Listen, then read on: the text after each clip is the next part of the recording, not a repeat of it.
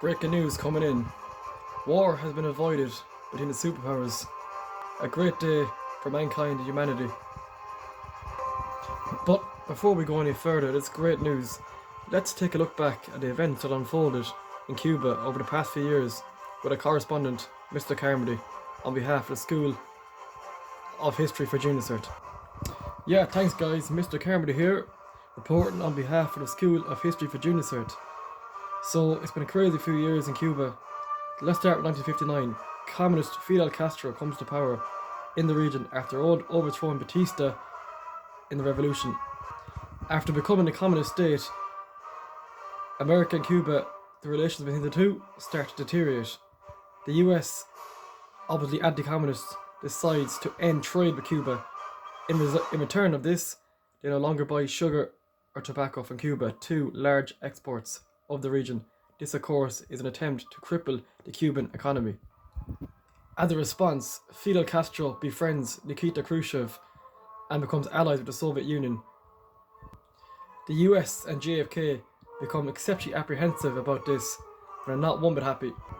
As a result, Kennedy and the US decide to send a spy plane over Cuba. The US would not believe what they would discover here. The US saw that the Soviet Union were constructing a large missile site, which was, of course, roughly 90 miles off the coast of Florida. The US felt this was a severe threat to its national security. In light of this, Kennedy and the US threatened nuclear war if the Soviet Union refuses to stop sending missile ships to Cuba. Khrushchev refuses point blank and continues to send Soviet ships over to the region. It looks as if war is absolutely inevitable at this stage. Suddenly, the Cold War begins to become the hot war as Kennedy sanctions a naval blockade in the region. Kennedy announced that if Soviet ships attempted to cross the blockade, war would be declared on the Soviet Union, and in return, the outbreak of World War III. But thankfully, at the last minute, the Soviets decide to pull back, turn around, and go home. War is avoided. It's a great day for humanity.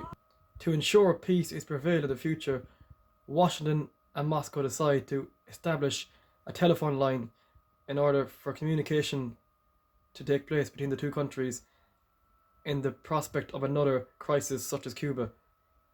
The telephone line became known as what we now call the hotline. That is Mr. Carmody reporting on behalf of History for Junior Cert. Thank you very much guys, and more updates to follow.